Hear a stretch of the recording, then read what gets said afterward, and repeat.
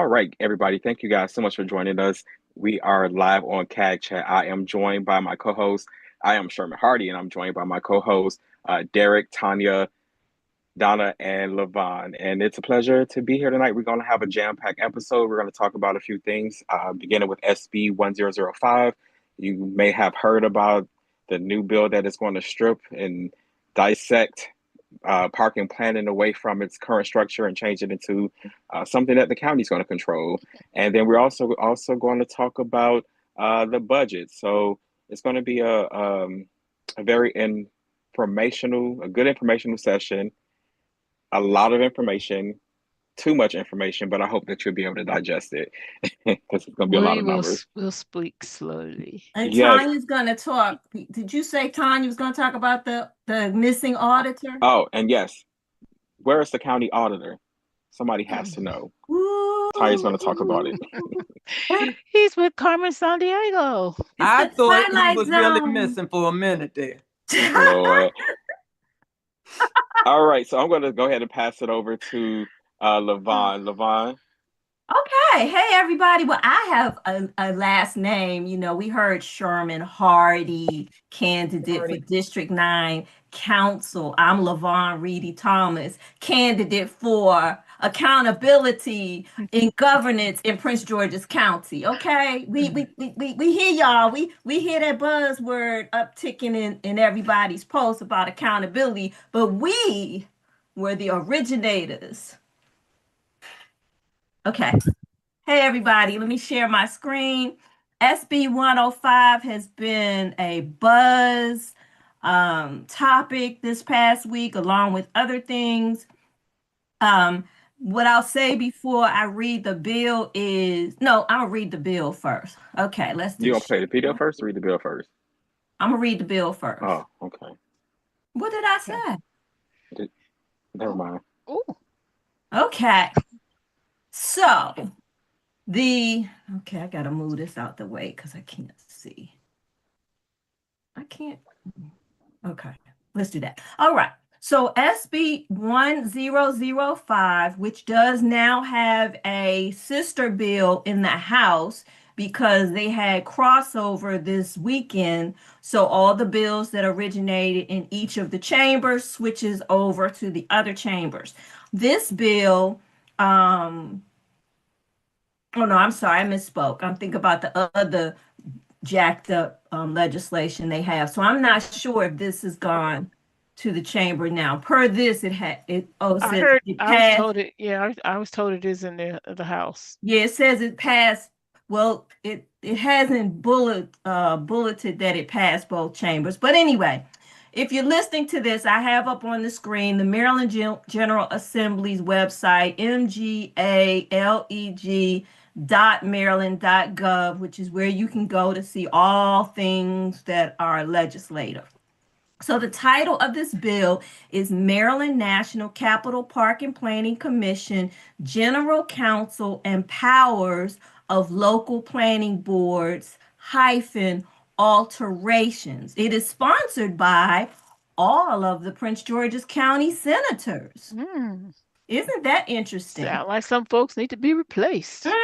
So I thought they were in session yesterday about it because, you know, dates don't mean a lot to me sometimes. And so anyway, it says that it'll be in the Senate hearing tomorrow, the 26th at 1 p.m.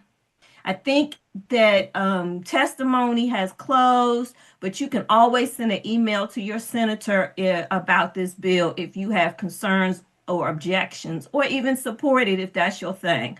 All right, so the bill reads, oh, come on. Okay, the bill reads, repealing the requirement that the Maryland National Capital Park and Planning Commission appoint a general counsel, requiring the Montgomery County Planning Board and the Prince George's County Planning Board to appoint legal counsel for commission operations within each respective county, subject to certain requirements, requiring the Montgomery County Planning Board and the Prince George's County Planning Board to exercise direct authority over certain functions within each county etc. So it is under the Education, Energy, and the Environment Committee, of which Senator Ron Watson, who is the chair of our delegation, he is on that. So I think it's interesting that everybody is on this bill.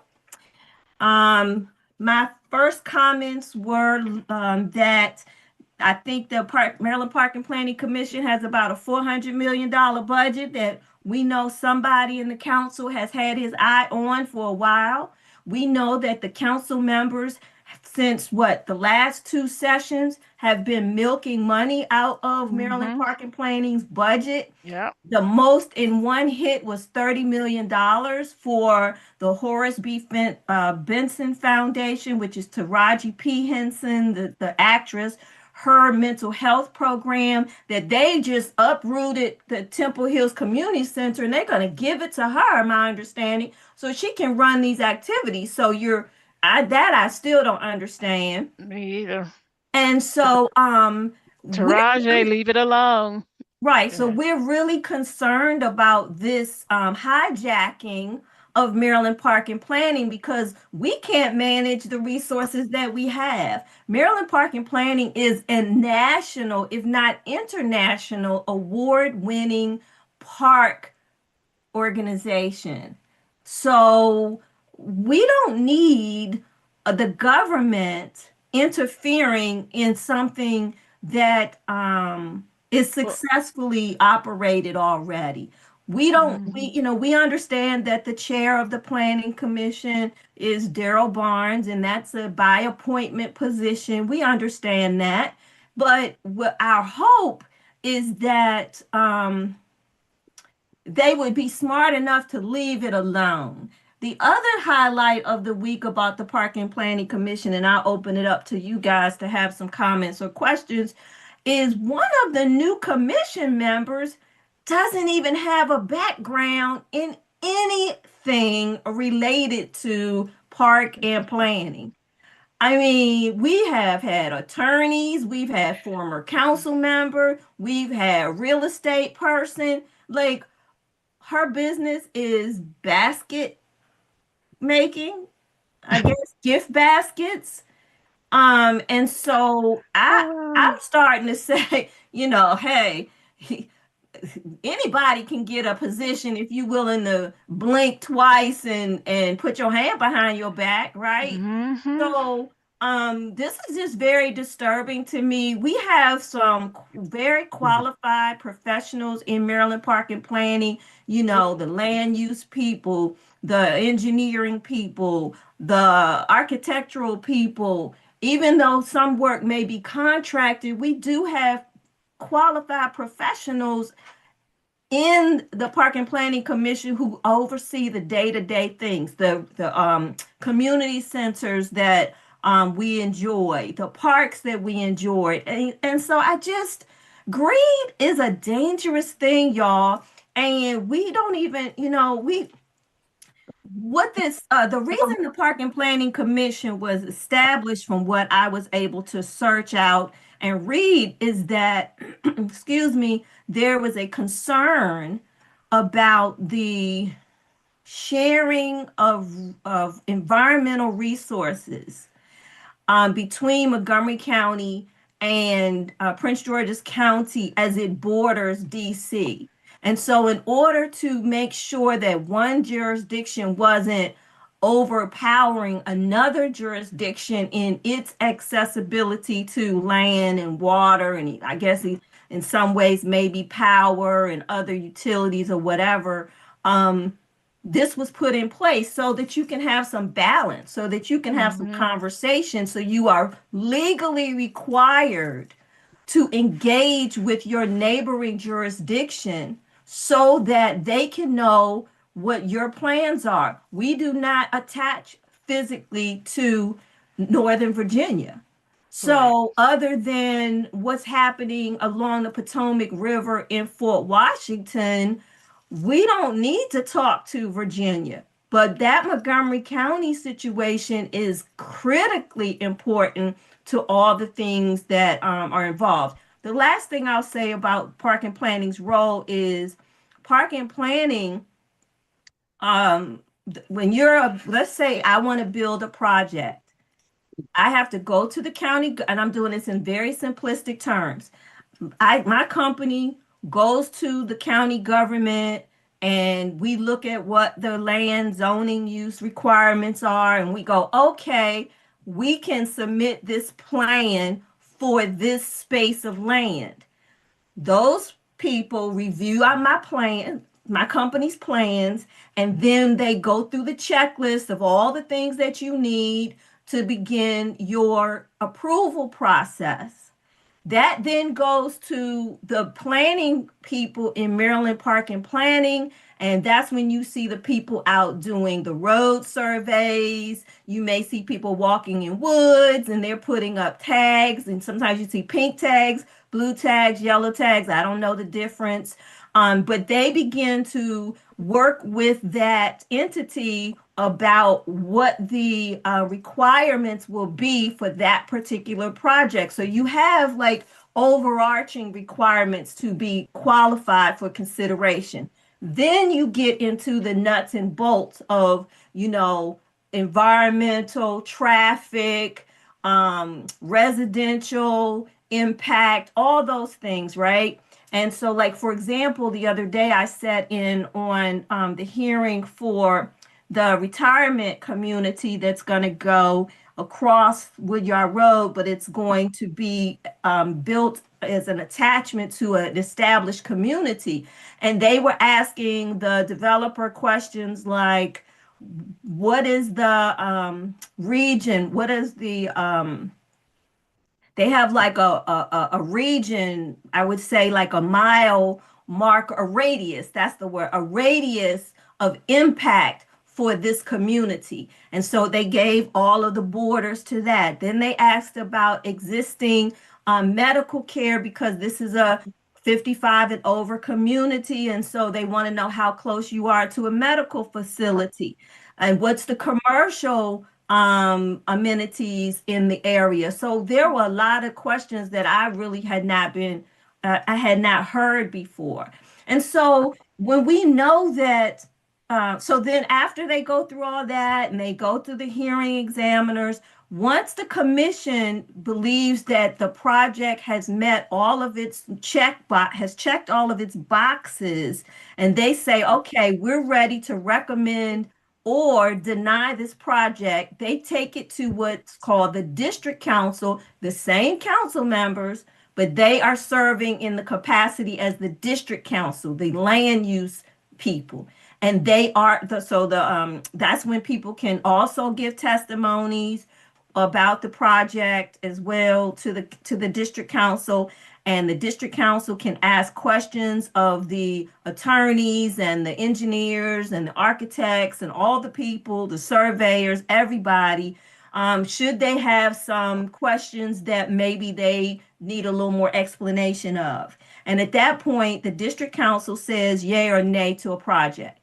And so when we look at the dysfunction of our agencies, Public Works and Transportation, the Department of Permits, Investigation, and Enforcement. These are the two critically involved agencies that we already have challenges with.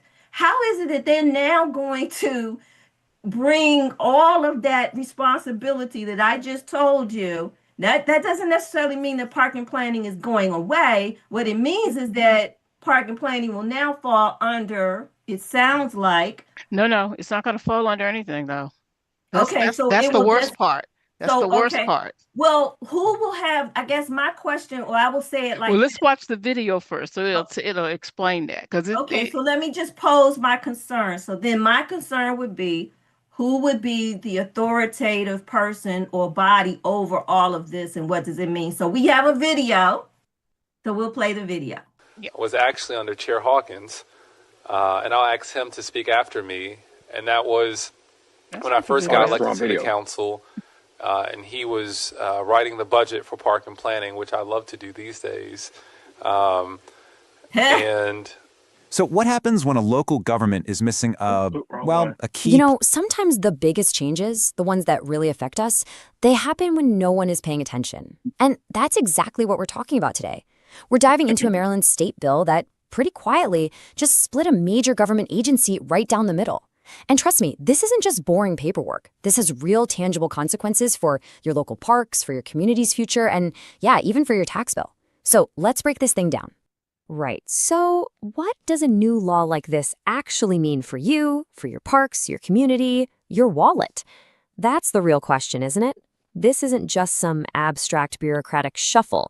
We're going to connect the dots here and show you exactly how this one single law could directly change the quality of the parks you visit, what your neighborhood looks like in the future, and, you guessed it, where your tax money is going.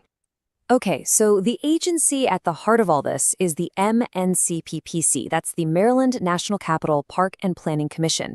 It's a bit of a mouthful, I know, but for almost 100 years, this one single agency has been in charge of all the parks and planning for two of Maryland's biggest counties. You can kind of think of them as the master architect for all the public spaces across the whole region. And that brings us to the main event, the bill that changed absolutely everything, Senate Bill 1005. Look, this wasn't just some minor tweak or a little adjustment. No way. This was a complete government shakeup. It totally rewrote the rulebook for how this really powerful commission operates. So what's the core idea here? The most crucial point is this. Senate Bill 1005 takes this one centralized regional agency and just breaks it apart. It takes control over all these super important departments. We're talking legal, HR, IT, the whole shebang, and shifts that power away from the shared commission and hands it over directly to the individual counties. Now, to really wrap your head around just how big of a deal this is, we've got to look at the before picture. So let's rewind a bit. The old way of doing things, the original model, it was built on a really simple but powerful idea. One agency, one set of rules for the entire region. Pretty straightforward, right? And this is basically how it worked. You had one single legal team, one HR department, one IT department, and they were all shared between both counties. The whole setup was designed for two main things: consistency, so the rules were the same everywhere, and efficiency. I mean, it just makes sense, right? Sharing services is just cheaper. Okay, so that was the old way. Now let's look at the after. Senate Bill 1005 comes along, takes that unified, efficient model, and basically tears it right in half. It creates two completely separate systems that are now supposed to operate under the same roof. And you can really see the difference here, side by side. On the one hand, the old way. Unified agency, one central lawyer, all those shared services. Simple. Now look at the new way. All of a sudden, it's a county-dominated structure.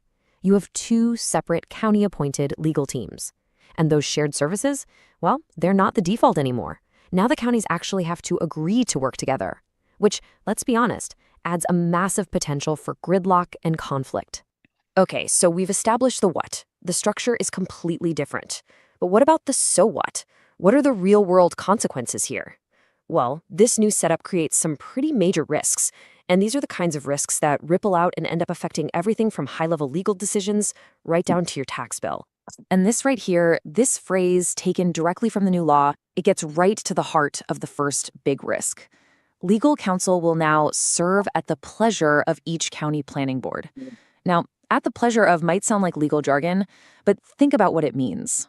When a lawyer's job depends on keeping a political board happy, it changes the entire dynamic. All of a sudden, their primary job might not be just about upholding the law. It's about pleasing their politically appointed bosses. And that, of course, creates a huge risk of political influence. You have to ask the question, are lawyers going to give advice based strictly on the law, or are they going to give advice that's politically convenient? You immediately lose that crucial, critical layer of independent oversight. And this is a particularly big concern for Prince George's County, where, given some historical governance issues, that kind of independence is absolutely vital. All right, the next major risk is all about the money. And honestly, it's just simple math. You're now paying for two of everything. You need two HR teams, two IT systems, two sets of legal staff. All those cost-saving benefits you got from sharing resources, gone.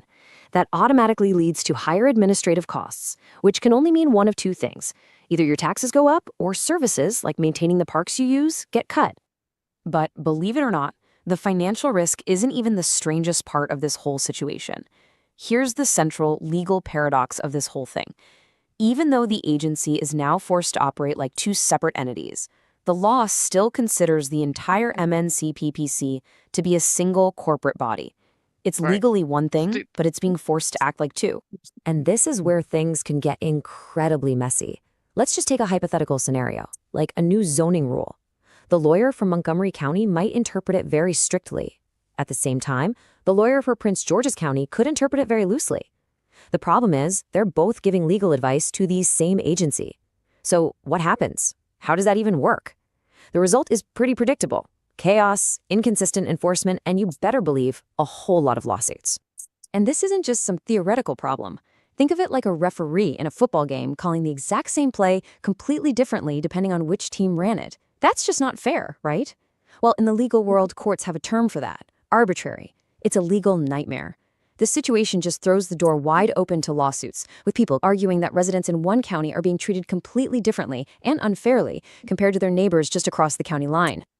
Okay, so we've been talking about some pretty high-level legal and financial risks. Let's bring this all back down to earth. What does this actually mean for you, for the people who live, work, and play in these counties every single day? Well, the impacts could be very real. That loss of independent oversight we talked about, that could directly affect a big new development plan for your neighborhood. Those higher costs, that could mean your local park doesn't get mowed as often, or playground doesn't get repaired. And that lack of coordination between the two sides, it could grind huge, important regional projects, like new transportation lines or environmental initiatives, to a complete halt. So at the end of the day, what this bill really represents is a fundamental shift in philosophy. It's a move away from a model that was built on regional cooperation and teamwork, and a move toward a model of division. And this really gets to the core of the problem. You have one agency, but it's now being forced to follow two completely different and often conflicting playbooks. It's like a team being pulled in two different directions at the same time.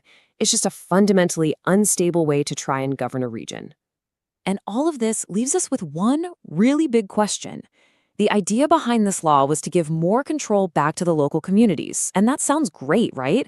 But in the process, did it accidentally break the very system that allowed the whole region to work together efficiently, consistently, and fairly? That's the huge trade. Right.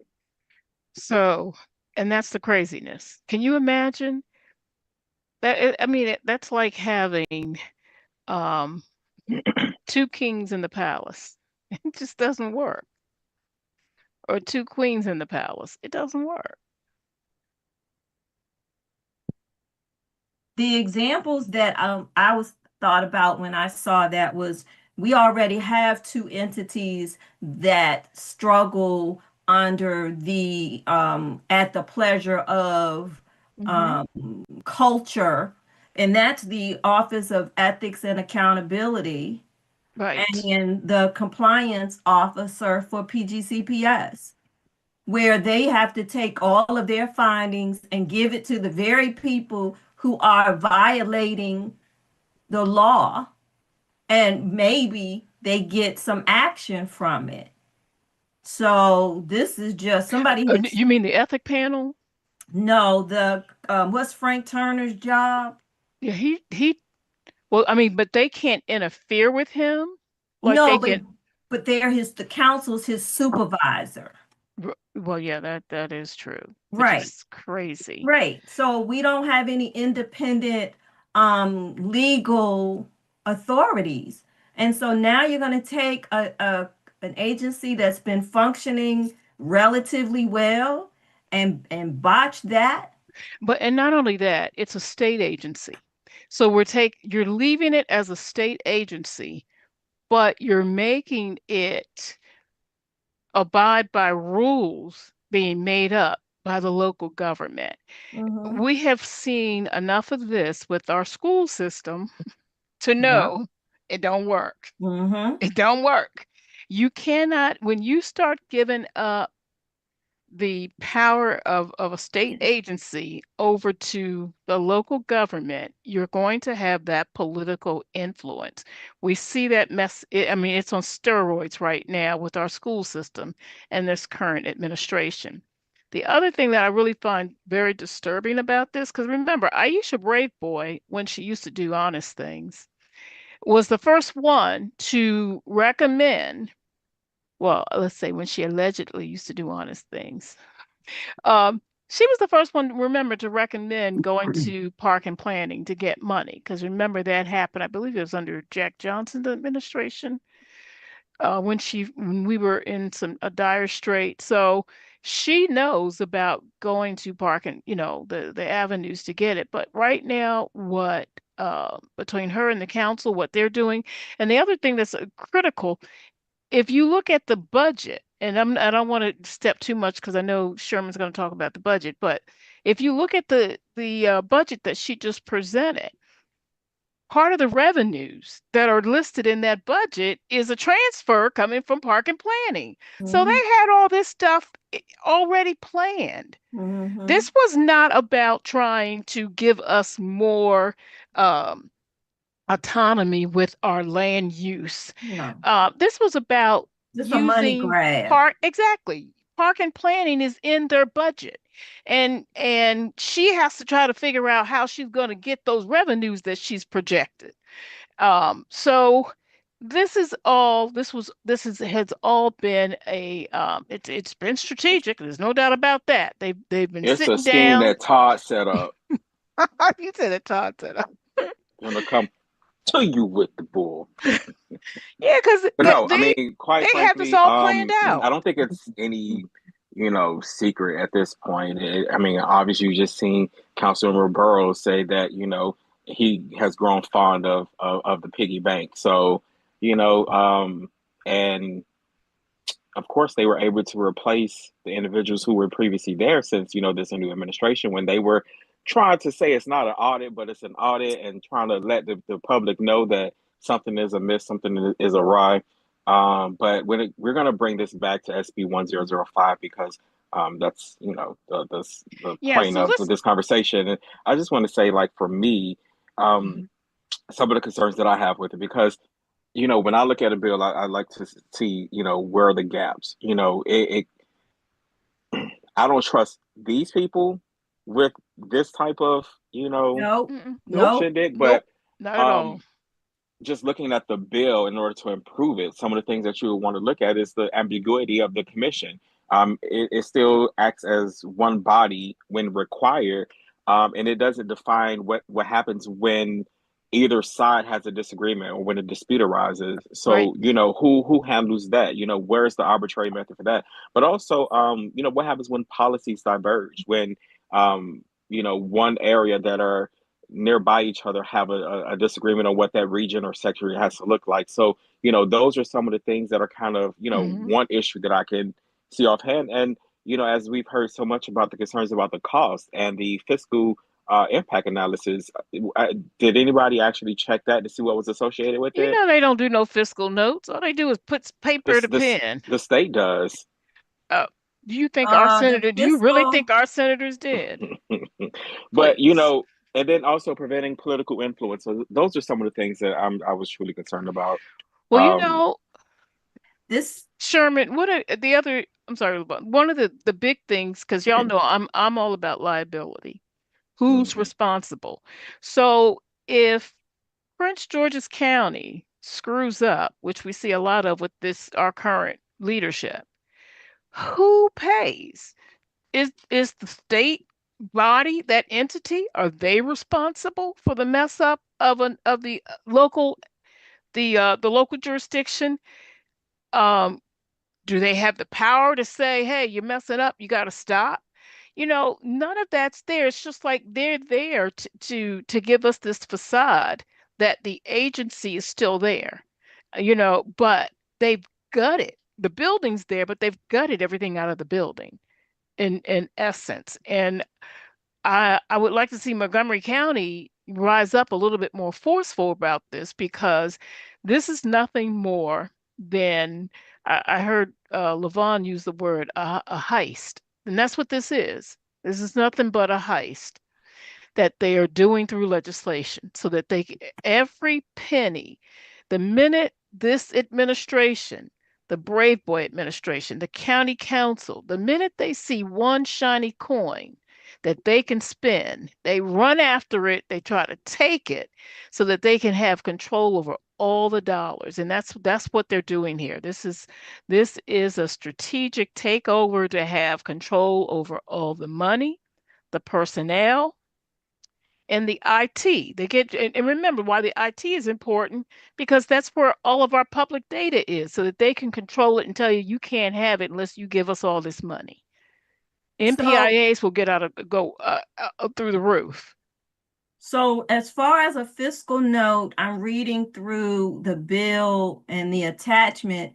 The only thing that I see that has a specific monetary note, it says local expenditures. It says the bill decentralizes specify MNC, PPC, legal, HR, and IT operations, which you just said, for each county planning board, which materially increases expenditures for the commission beginning in fiscal 2027. For example, the fiscal 2026 adopted budget includes approximately $18.1 million for these three commission-wide operations. Therefore, MNC PPC expenditures will increase by a significant amount, potentially over $10 million annually, to the extent that these commission-wide expenditures are decentralized. Then it goes down and says, it says currently the general counsel is responsible for coordinating and administering the legal needs of MNC PPC, which by law is a single corporate body. MNC PPC advises that abolishing the general counsel will open the commission to significant legal liability and risk. The Montgomery County Planning Board concurs and advises that inconsistent legal interpretations may result in increased exposure to litigation, labor disputes, and other compliance failures. So what that says is What there we are said. But that hidden. is what we just said, but that's not a fiscal note. Right, I'm just telling you that's what I saw. That's what I hit the link that said fiscal note, and that's the only fiscal statement that is made with a dollar amount attached to. So in other words, it's what they always do. They gaslight us. Well, They Well, here's they the didn't thing. gaslight. They You can't know, they go ahead, Lamar. they Go ahead. can't really put a dollar figure on it. That That, etc. in the language of the bill, that's mhm. concerning to me. What is etc.? Etc. means anything we decide we want to do after you vote for this bill. So it seems like this is just a rodeo and they just riding around with the lasso and they gonna hook anything that they want to hook. So This is just something that they can't justify. nope, there's no reason And to. so because of it, they give us all of this jargon that Mm-hmm. means nothing. Mm-hmm. Um, it is to me gaslighting because they're just putting a bunch of words in there to manipulate us to think, oh, well, we thought about this, but we didn't. We can't really ascertain it until we actually see it. I So mean, our folks, if our current incumbents in the General Assembly have candidates running against them, check them out first, though. But if they check out, vote these people out because this yeah. is ridiculous. Our So senators ought to be ashamed. yes, they should. And so, what I have not heard is the rationale for this. I haven't seen one example. I know that the chair Barnes wrote a whole piece about it or whatever. We did invite him to come on to the chat tonight. He told me he would get back to me on Monday about his availability. He didn't think he was available. I wouldn't think I'm available either. This is going to to the floor tomorrow for discussion. I'm sure he's preparing for that. He's probably had to be on the phone with 50 million people. And On this so research. Cussing my him thing out. is, why is it, I mean, we can be skeptical about it and we can infer all that we want. But why is it that no one has a concrete reason for this? The reason we know what the reason is sitting in Aisha Brayboy's budget. No, no, we know that. We see that, but they don't even have the decency to act as though they recognized that this option would do something better than the way it has existed for all of these years. Because And that's think the about it. insulting part. Think about it. And that's why I say that this is just gaslighting, trying to manipulate us, Yeah. because it's against Montgomery County and they always get all the good stuff. Look at their parks and look at their stuff. So they're playing that on our emotions again. Think But that we'll get all emotional and say, yeah, we need to have our own, we need to make our own decisions about land use. I'm sorry, I they can't wouldn't. make no decisions about Look, land let use. me tell you, I wouldn't trust any of them to even pick fleas off a dog. Remember when That Mr. Ed that's and how much I friends don't trust any of those. Remember when the trio, Mr. Ed, Waller, and Crystal, when they got in office, and only thing they could do was revel in their relationship with the Montgomery Council, and Montgomery County is doing this, and we're gonna do this, and remember all of that was going on. So that's why I'm like, So now what, y'all don't like Montgomery County because they be putting their foot down about stuff?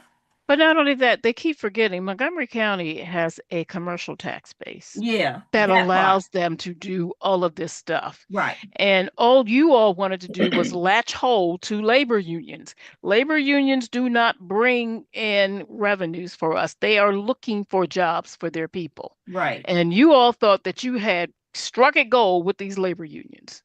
Mm-mm.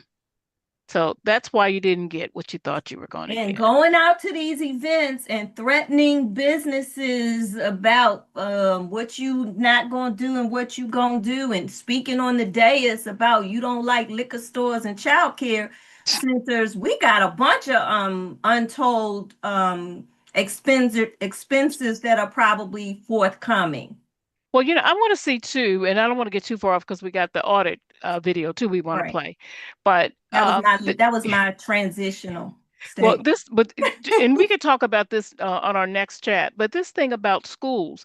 Now, if the state gives, back under Nancy Grasmick, they put all education, early childhood education, K through 12 education, all under the Department of Education.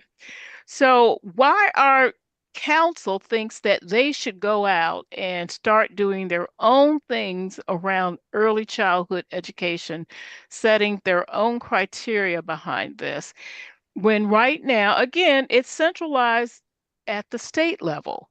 We may not agree with everything, but at least we know that anybody providing child care services in Maryland has to meet a certain criteria in order for them to have that facility. Again, our council keeps overstepping their boundaries. You don't do programming. Y'all need to go get y'all some civics videos, some videos on government, and learn about what a legislative branch of government does. I'm sick of seeing your faces all over the place, your mailers. Well, let's not get, we'll talk about that more. But back to SB 1005, you all need to press whoever you know in Montgomery County. And it's not only Montgomery County that's going to be affected, because when there is a when because remember, the funding is coming from the state, which is everybody's putting into this pool. So, Anne Arundel County, Howard County, don't think that you're not going to be touched by this. You already see the mess that we're in Prince George's County. Aisha Brave Boy came into office in June, and granted, yes, she did inherit a deficit, but she didn't have there was no deficit at the school system until she started putting her thumb on the scale and trying to rule, her and Edward Burrows rule the school system. Now we have $150 million that they've told us about, and I am hearing that there is another $100 million deficit to be added to that. So y'all in the other counties, y'all better understand the people that are in We office better right hope they now. don't switch contracts around and change up time frames, and it costs us more because they're also trying to um, put Largo High School in front of the school that's supposed to be done in my district. So Oh, is that okay? So you know what? I had heard something about a a school being pushed up on the CIP. Mm-hmm. So that must be the great project. Okay. Why is the Mm-hmm. county executive sitting up here? You should be trying to figure out, not Sherman is going to talk about that budget, but you should be looking at those fake numbers in that budget that you're trying to pass by us, rather than running around the county trying to prop up Dr. Sean Joseph to save face. I'm sorry. That man in 6 months has this school system in the worst debt we have ever had, with his 100-day template plan that he tried to use for Prince George's County that just can't work for a system this large and this complex. So stop all that running around, all this ribbon cutting, trying to give him the credit for things that happened under prior administrations. We're not stupid. We've lived in Prince George's County. I've been here since I was 6. I don't think Dr. Sean Joseph has ever lived in Prince George's County as an adult. Girl, they act So, like I dream of Jeannie. Blink, blink, blink, blink. We so got that's a what, new. We gonna get the yeah. Suitland redevelopment project off No, the but this ground. Largo one is important because it is, I'm hearing that she's trying to get something big for Dr. Joseph so she can make sure that he becomes the permanent superintendent. You shouldn't be a part of this anyway. You So shouldn't be putting wait. your Did y'all say that Largo High School? They trying to put Largo. What's in Largo? they're trying to move it up on that CIP is On what the I'm list. hearing. Move the school being rebuilt. Largo. Mm-hmm. Over Oh, Gwen Park. Over Gwen Park. Yep. But Largo is her alma mater. Oh, I know. So yeah, I mean, I'm gonna say this: Largo should have been probably renovated by now. I think that's one of the schools that has had very little improvements. Gwen Park should not have been moved up. Frederick Douglass should have been rebuilt, but they were trying to close Frederick Douglass, so we saved Frederick Douglass from being closed. So the penalty, I guess, was you don't get a new school because Wise was supposed to be the new Frederick Douglass, but the politicians got in the way and said we need a regional school. But LaVon, Gwen Park had a lot of issues too. They had a lot of the problem is But I'm sorry, but they've had renovations. Douglas hasn't had any renovations. We got a yeah, gym, and that's Douglas I could it. see, but Largo had some things done, and I know that because my Yeah, kids they came did out of Largo. a few years ago. They did have some stuff done. Yeah, because they had to make room for it when it became that International school. exactly. Mm-hmm. So Largo has had some, but Yeah. our focus right here is Largo being used and moved up on that scale, and the reason why it's being done, and so that the county executive can get a nice little ribbon and cut for Dr. Joseph to sit there and smile and still look like a deer in headlights, so that she can try to say that he is the best man for the job, and he is not. Well, that would only be a groundbreaking because we not believing that she gonna be the county executive. So, well, remember he would be installed though before election. So right, they would get a groundbreaking, not no ribbon cutting. If they even anyway, we whatever it is she's trying to do, maybe don't fall for it, people. Do not fall for it. Yeah, Dr. Sean Joseph, don't do it. No, he need to go. He need to go. Going back to Howard, I think you have until April. Gone, as they say, gone. Okay, I'm done. Let's get to the audit video. Today we're digging into Prince George's County and this one vacant job, the independent auditor. Now I know that sounds super dry, right? Like some boring bureaucratic detail. But stick with me because it actually kicks off this whole chain reaction that has very real financial consequences for everyone living there. All right, so let's get right into it. The big question we're asking is this: what's the real cost when a government's finances don't have that independent watchdog? As you're about to see, this goes way beyond just numbers on a spreadsheet. We're talking about trust, we're talking about risk, and yeah, we're talking about cold, hard cash. And that really gets us to our first major point, the whole problem of trust. See, when an auditor is missing, it's not just an empty office, it's a perception problem, and that perception creates ripples that travel all the way to the financial world. So let's be super clear about who we're talking about here. An independent auditor isn't just any old accountant. Think of them as a non-political, third-party expert, a guardian really, who comes in to verify that the financial story a government is telling is actually true. They're the ones who check the receipts, so to speak, to make sure everything's on the up and up. And this contrast here, it really lays out what's at stake. You've got two paths, right? On one side, having an auditor signals transparency and oversight. That builds confidence, builds trust, and the result is strong governance. But on the other side, without one, man, it's the total opposite. It signals opacity, risk, it just creates skepticism and doubt. And the result is this perception of weakened controls. And honestly, it doesn't even matter if the controls are weak or not, the perception is what drives the cost. So who exactly is paying attention to all these signals? Well, it's the big financial players. We're talking about credit rating agencies like Moody's, S&P, and Fitch. We're talking about the huge institutional investors who buy up government bonds and the insurers who have to cover the county's liabilities. These guys are professionally skeptical. Their entire job is to price risk. And this is where it all leads, the financial fallout.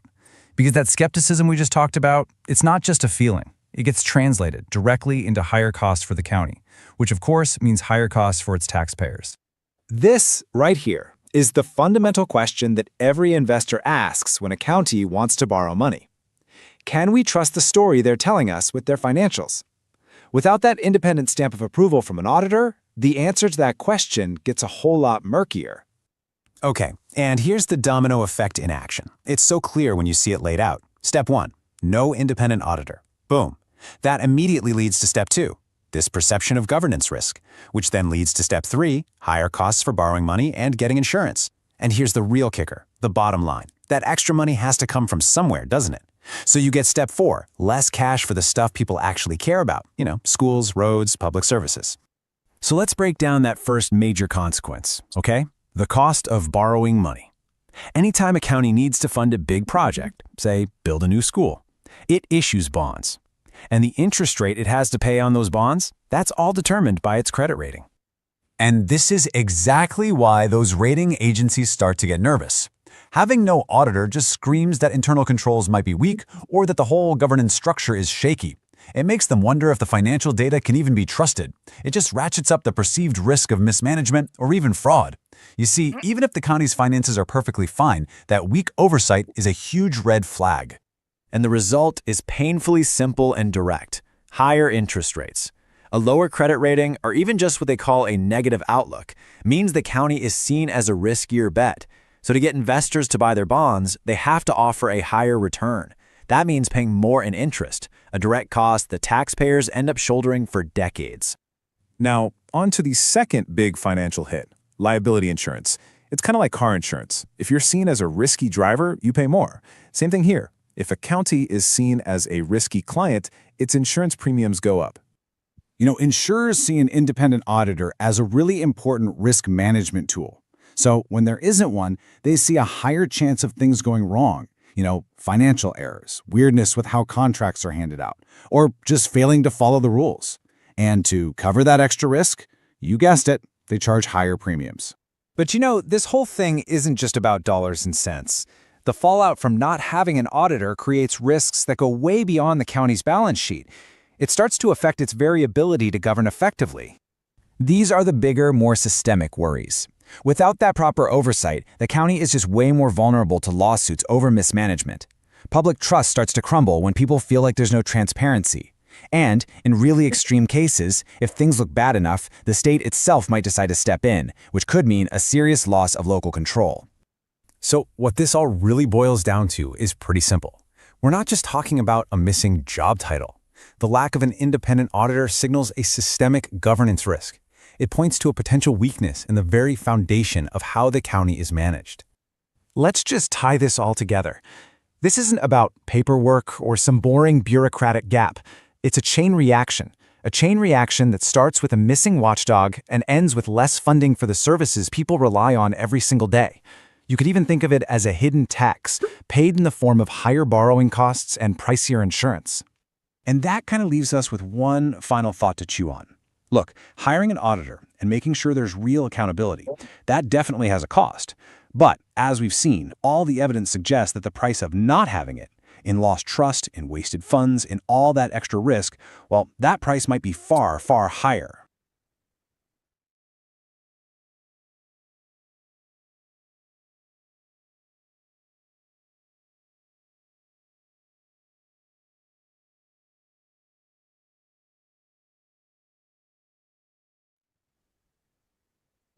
Yeah, they thought about it.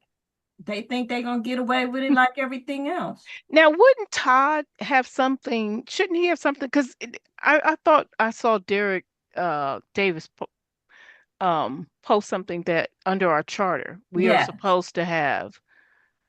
Okay, so shouldn't Todd be looking at this? Now, what I didn't get to ask him, and I owe him an email with some questions, was, and I think he said yes, but I don't want to say he said yes. My question is, can he initiate or can his team initiate concerns even if they don't receive something directly? Like if he's sitting in a cabinet meeting and there's no auditor, wouldn't that be a red flag for him? And would he be able to proceed with addressing it? I don't know what that would look like. I'm happy to go and ask for What it would look like? It looked like the same it's been looking for the last 4 or 5 months. I mean, they had an all hands meeting, didn't they? You said they had a what? Didn't they have an all hands meeting? You talking When? about that 10-minute meeting when they put the other person in the seat? Whatever, however you want to analyze it or call it, they had an all hands meeting, right? Right. So, right, that's what I'm saying. I don't know what So obviously Todd has already seen this. Well, no, but what I'm saying is I don't know what his next step would be. He don't have any control of that. At least from the charter responsibility, like he goes by his set of rules and guidelines, and I mean he can remind them that they're breaking the law, Right. but that's about it. That's my point. But it's not checks? formally. Well, let me ask you this: us when we're out of compliance? This is the law. council. This is the council's auditor, right? Not the county executive, correct? No, The it's the county auditor executive for doesn't have the an audit. That's county. like budget and finance. But this the county council by the charter it has a section of audits and investigations, and they do all the research and supposed to provide information to the council.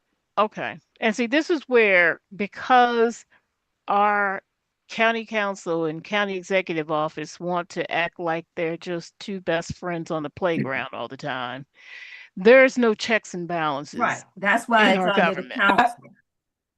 I have a question, and it's concerning. When I was in purchasing with the school system, we had decided to try to come up with a IDIQ, that's a large contract with everything that the county does and the school system does, and maybe Montgomery County does, and put these items on one contract for IDIQ. One of the requirements for dealing with the county was that there had to be an independent audit of every contractor that applied to even bid on these documents. So this is disturbing, to say the least, because there was a requirement in every single contract that, I mean, every single bidder, if you didn't have it, you were immediately removed. If there was no independent contractor of your company to make sure you're making the money you say you make, and to say you've done these contracts in a certain way, we immediately eliminated those people. So to be bringing this all under, one umbrella, and there's no independent auditors involved is a little, yes. So we're talking about two different things, suspect. Donda. One, we're talking about the auditor for the government, not an independent auditor or third party that they may hire to do whatever third party audits they need to do. But the county auditor is missing, and we also don't have a deputy auditor because they were never replaced. So that department is functioning with one individual, one and a half, two people maybe. And, one of So them is an auditor and the that other one isn't. department no longer has when the first thing, when, but that was one of the things that was there. They were an independent, supposedly auditing, auditor in that would come at the major contracts, big contracts, more like construction contracts that audit us to make sure that we were doing what we had in there, what we were supposed to have in there because of the level of the funding. So it just seems So there's there no was an auditor for the independent county. audit. Yes. But see, Yeah. what we're talking about here, though, different from the independent auditor, the county is supposed to there's an office that's supposed to be staffed with auditors, and it seems like they are rolling those people out the door. So nobody is watching what our council is doing. Right. So they are purposely understaffing the office. Well, I don't know Unbelievable. if they're purposely doing it because, again, that position was filled by the council 7 days after their previous auditor, Teresa Green, vacated. I am unsure why they allowed it to happen because, for one, the charter also states that the um, auditor has to remain in place until there is a new confirmed Right. auditor, and that never took place. What Do we happened know if seven they were days after? terminated? No, they went over. Teresa Green went over to Department of Finance, and she's the deputy director of finance now. So But they why was knew she allowed to to leave leave. before Yeah. they replace somebody? Okay, well, I say it's purposely then, because they knew. You know what you're supposed to do, and you don't do it. I mean, I Right. know what they were supposed to She do, should have and known too. so. It'd be But different if she relocated and was like, You know I what? can't stay here, whatever, but you just moved to a different agency. Nah, They doing this. That's I that's smell their a rat. look, their window of crime for happening. That's what that sounds like to me. yeah, so pretty much, we're waiting to see. But like I was saying, so 7 days later, after Chiquisa left and went to the Department of Finance, they approved someone. The council all voted. Councilwoman Blagay um, nominated, and she calls her Africa Sis, at least from the pictures that I saw. So obviously they good friends, What's her and name, Sherman? I have to look for it again. It was Is that in Credelphia? yes, Cordelphia, and I can't remember the last name. That's why I was about to look for it. Um, Because everybody kept posting her picture, but mhm. nobody was identifying who she was as it related to the story. Yeah, but yeah, she was the person who was nominated, and not sure why she wasn't, confirmed in the end, and so she may be in another part of government at this point. They probably found her another position. So that's something that the public may Well, you want to know know, what? try to find out. Maybe if they weren't trying to start daycares and mommy, let me rub your feet care and let me fold your clothes care, they could do their job. Right. Just So stop doing all this programming. she wasn't qualified, right? Wasn't that one of the issues that she wasn't qualified? Well, yes, according to her profile on LinkedIn, she didn't have any other qualifications what the application, Oh, then you desired. She is certainly have experience as a core, a contracting officer representative.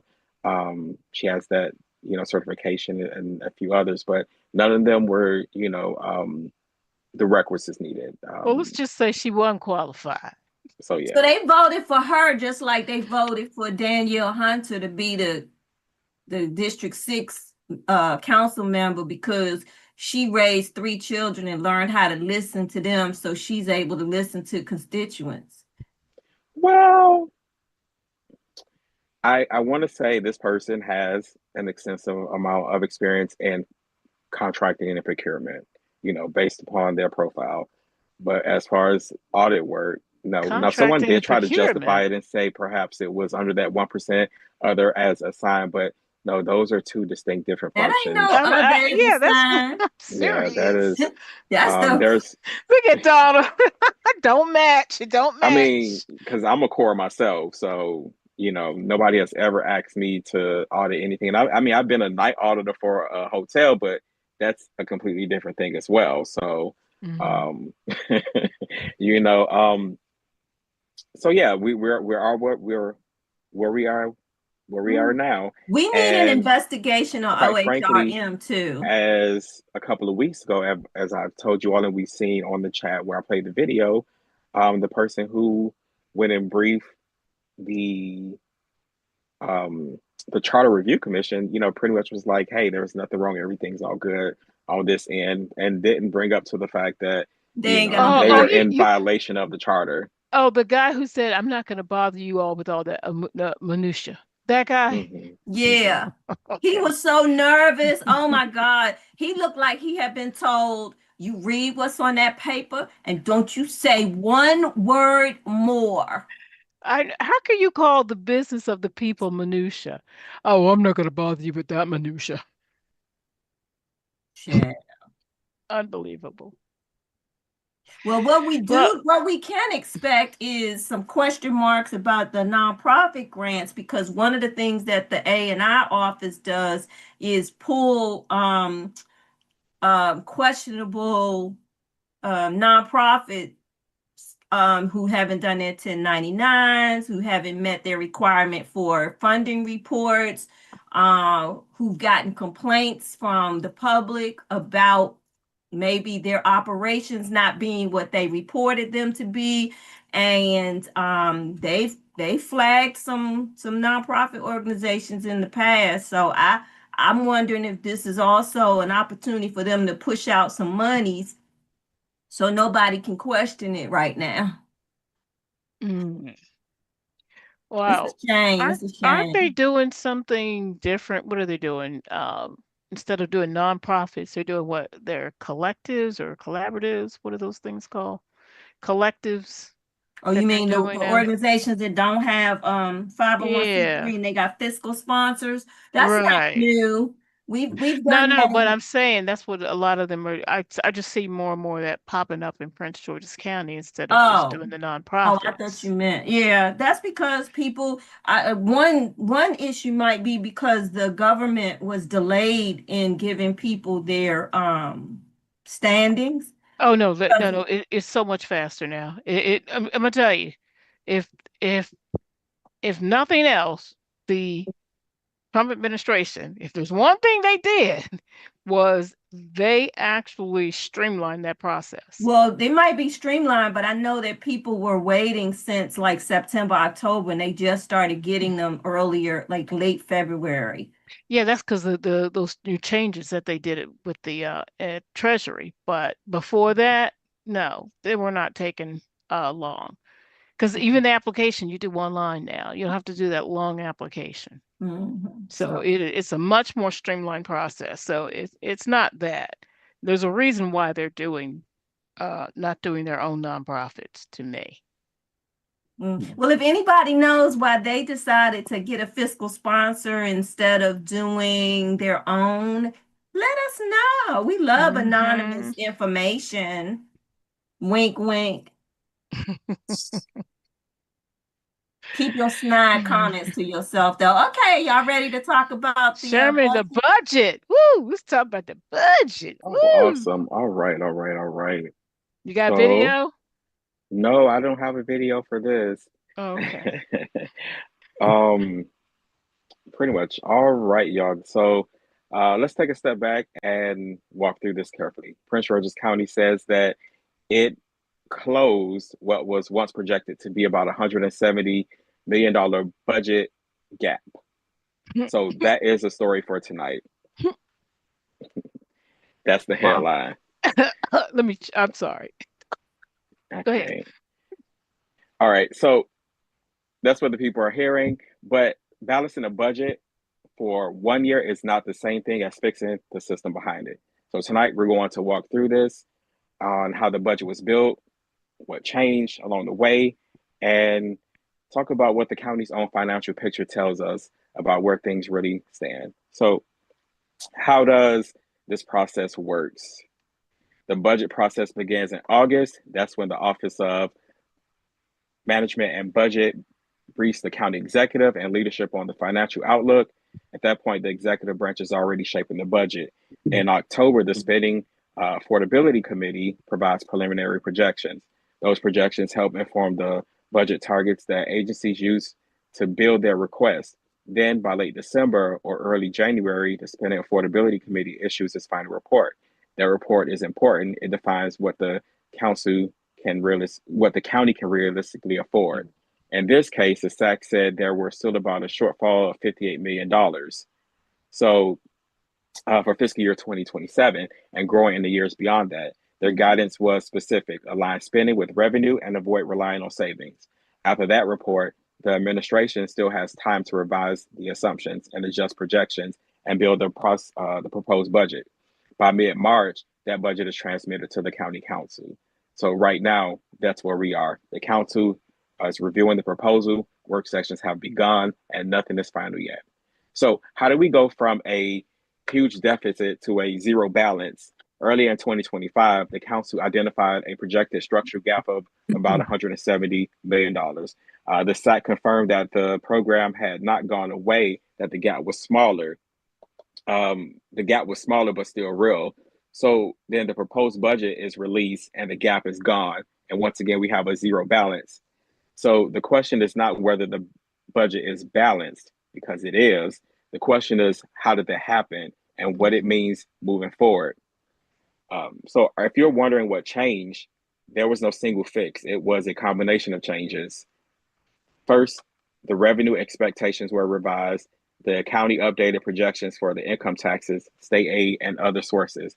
That is important because part of the solution is simply that the county now expects to collect more money than it previously projected. Second, the county changed how it generates revenue.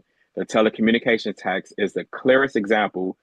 It increased from roughly around $14 million to over $50 million. That was an organic growth. It was a bill passed making structural changes in the tax itself, a flat fee applied more broadly. And that was about a $3.50 per line to all telephonic adjacent lines. So that means everything that, all of your devices, that if it's cellular or it pretty much you have to pay $3.50 as additional tax. There's also higher expectations for collections, including automated enforcement. To put numbers on that, projected revenue tied to automatic speed enforcement rises from roughly about $810,000 in fiscal year 25 to about $1.1 million in fiscal year 26, and then jumps to over $4.1 million in fiscal year 27. And that is a sharp increase in a short period of time. And unlike traditional taxes, this type of revenue is driven by enforcement activities. So part of the gap was closed through increased and more predictable revenue streams, and in this case, through a revenue source that falls directly upon the residents. And third, pressure shifted within the system. The school system made about $172 million in internal adjustments while also receiving increased state aid. So the burden didn't disappear, it shifted. And fourth, timing played a role. Debt services declined by roughly $45 million in key areas. That creates temporary room in the budget, but it's not a structural fix.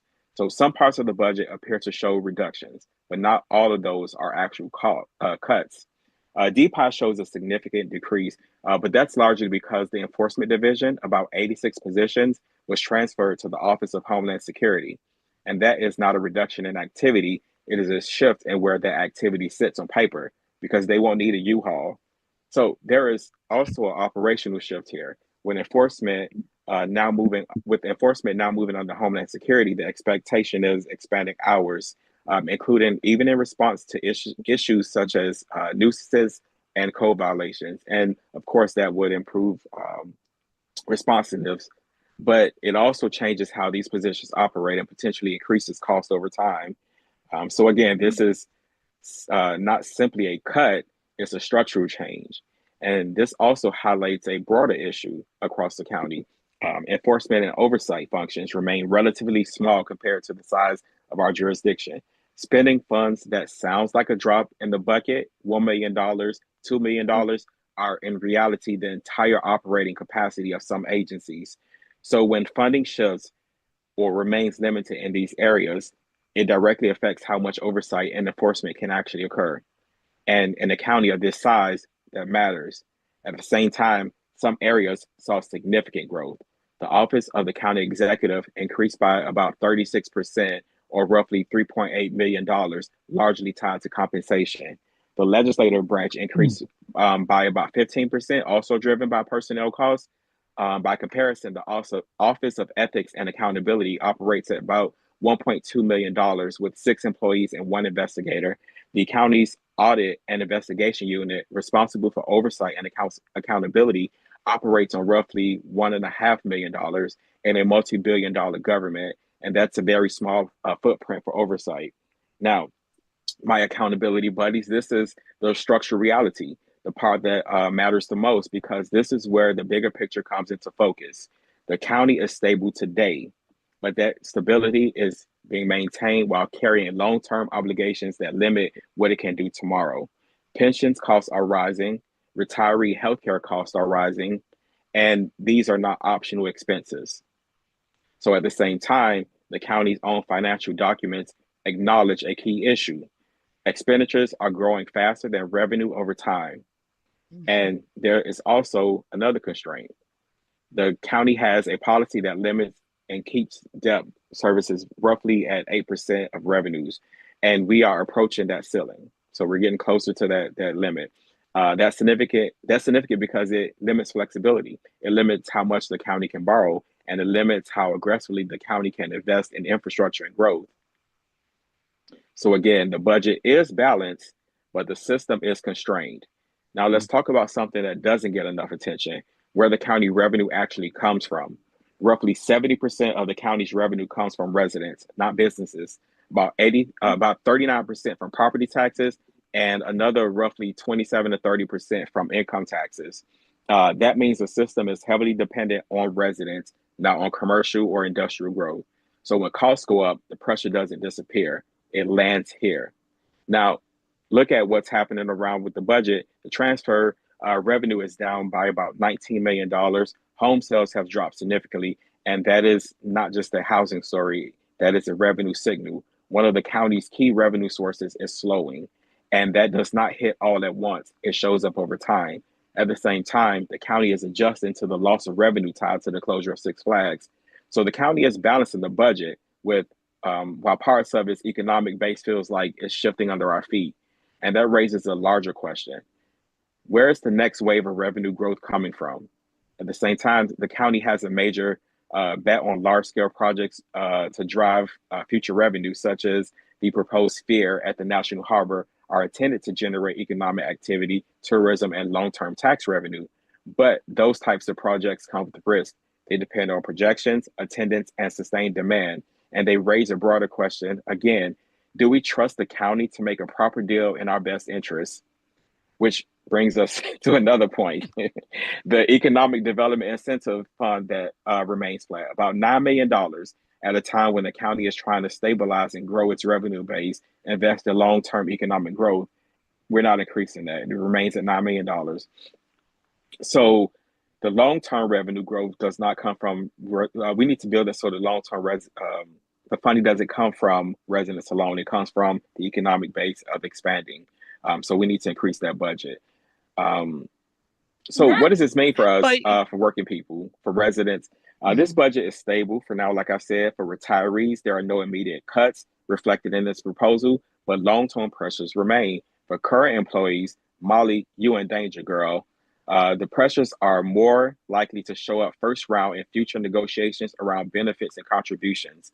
So here's the bottom line. The county balanced the fiscal year 2027, but it did not do so through a single structural reform.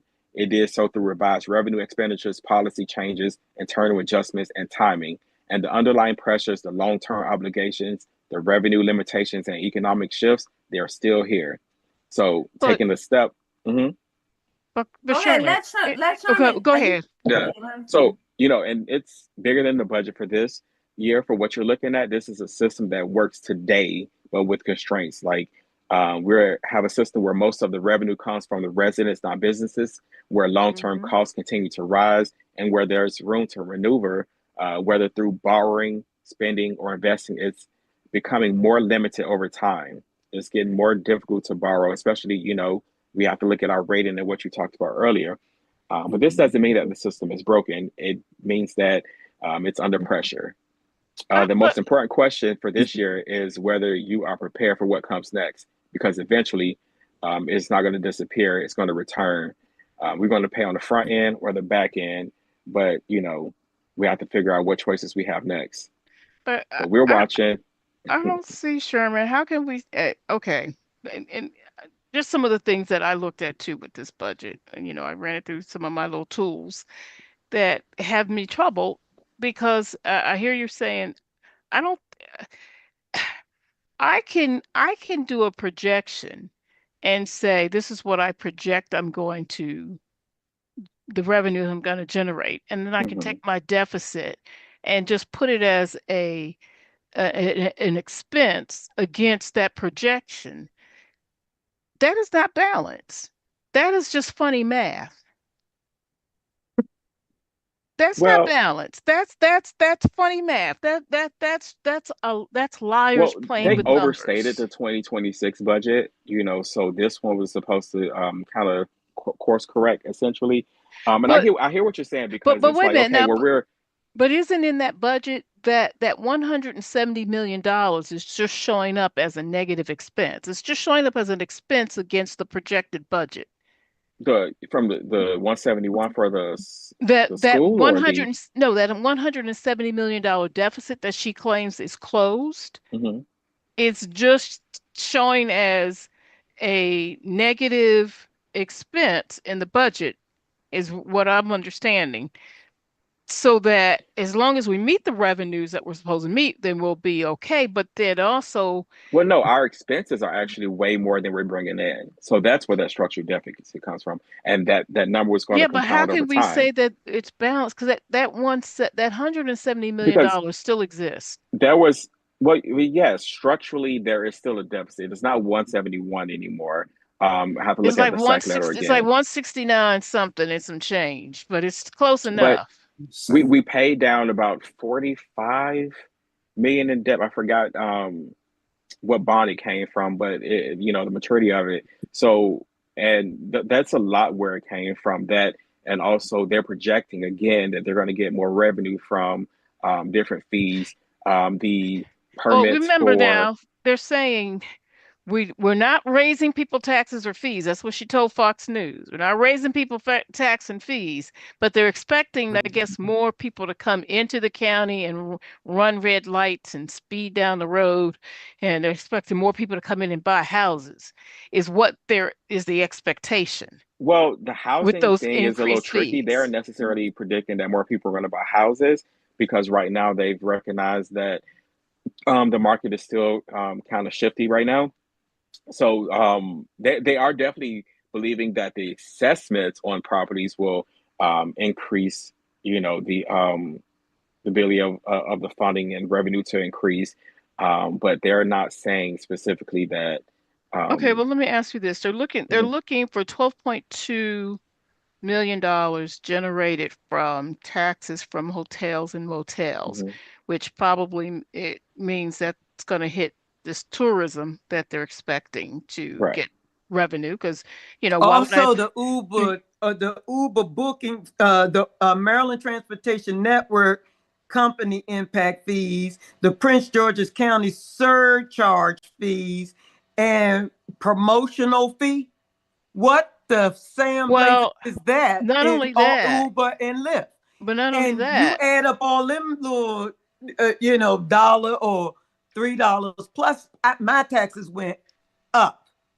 Well, And it's just ridiculous. they're going to blame that on the state. They're going to blame the assessments on the state because, but here's another tax though that's hitting us. They're expecting $28.3 million in revenues from fees from permits and new business license. Wow. They are expecting $65 million in revenues for 911 fees. So old folks that y'all say they care about you, don't go for no ambulance ride And because you're gonna be they can't be charged. calling 911 Don't to be go to no yeah. hospital no more. Healthcare permits also is part of the 65 million, and tax collection. So they're going to be for you people who don't pay your taxes. I'll tell you, after one quarter, your house is going to probably your tax note is going to probably be sold, and you're going to have to redeem it.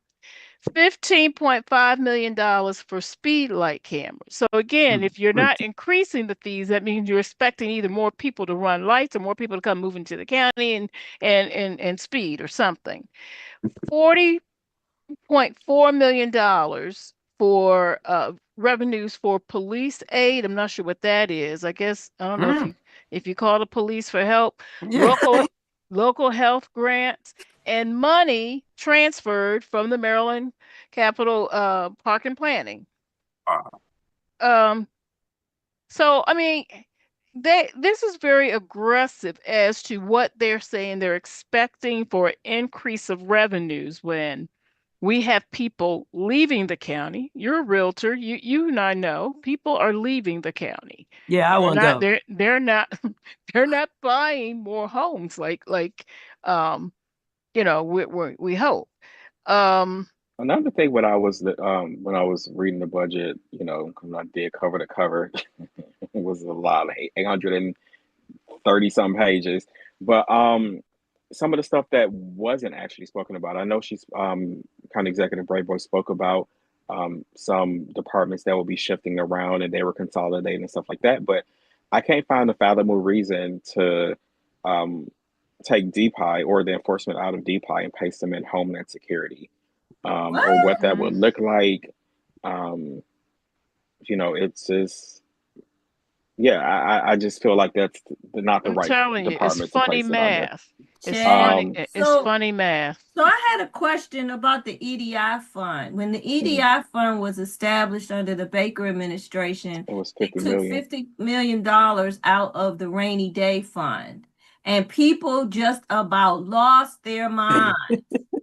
But I remember I was one, so but you're it was right. to bolster the economy and to support businesses. Some businesses got loans and some businesses got grants, because everybody said you got to do something to help, help small business and all of that. Some of that money went to Iverson Mall. I think that was $15 million, and then they went belly up and back and forth. So Sherman, you can't leave because the question for you, dude. Okay, thank you. I didn't go anywhere. Okay, so how is it that it's down to 9 million? Did you say $9 million? Let me go back and look at that. That was for, let me see. Is I'm there gonna a go back in the actual report? budget. Is there a report on the EDI? Because I was just telling somebody who texted me when I posted it and I said, is there still money in the EDI fund? And they asked me, why did I say that? I said, because I heard that Angela took money out of the EDI fund, and I thought the EDI fund was gone. And by the way, the $170 million deficit was created under the also Brooks administration. We want to give credit where credit is due. But now she has this national platform where she gets to bully Republicans because she's got all these Democrats behind her now. But when she was county executive, she ain't had jack to say to these politicians that wasn't doing right by us. But anyway, I'm not here to beat up y'all's So friend. it says that the economic growth and development, the success of the county will be measured by the government's ability to grow the local economy. In 2012, the county launched the economic development incentive to fund with an investment of 50 million in conditional and conventional loans to attract and retain businesses. To date, the county has awarded 53.7 million in EDI funding for 72 projects. The investment has created 685 county jobs and retained 6,347. Cumulatively, EDI funding has leveraged over $1.38 billion in total project investments in the county. The fiscal year 2027 proposed budget includes $9 million from this fund to continue investing in the economy. Just $9 million? But wow. It's supposed to be. But let me look at the full budget. But the goal was to maintain it at $50 million. I believe it was it went down to 33, but I think that was a portion of it just for that. But I saved it. But go ahead. This is the other question I have too. So in that budget, $51.9 million is to, let me see, 96.5 million is what they expect coming from the energy tax, and 51.9 from the telecommunications tax. So when this was at the state level, I thought I remember hearing that the total amount collected from both was just shy over 100 million. Now, if they're talking about 96.5 and 51.9, that's almost that's like $140 million now. So why so much? I mean, again, this is coming out of our pockets, but yet and still they want to say no fee increases, no tax increases. When this was at the state level, how's that going to happen? It was less money being taken out that we were being hit with. Now it was, like I said, it was just a little over 100 million, sometimes less. Now we're talking about 140 million that they're expecting from this. So these, guys, y'all energy bill, it ain't all Pepco and BG&E and telecommunications. Y'all may want to get Roku or something else because your Comcast and other ones that we're gonna be paying extra for this. So this is what's projected in this budget, which they're saying is not an increase. And they are expecting an increase in property taxes, business personal taxes, income taxes, and our state income disparity grant. So if it's one thing to say we're not going to raise your taxes, but we're expecting an increase in that area. If you don't get the increase, there's a shortfall. So how do you make this up? Because that 100, whatever that deficit was that they inherited from Also Brooks, is still lingering around. So did you get anything on that, Sherman? What I got was the information about the Economic Development Fund. So yeah, the budget is decreased. Well, let me see. I'm trying to look at the tiny screen.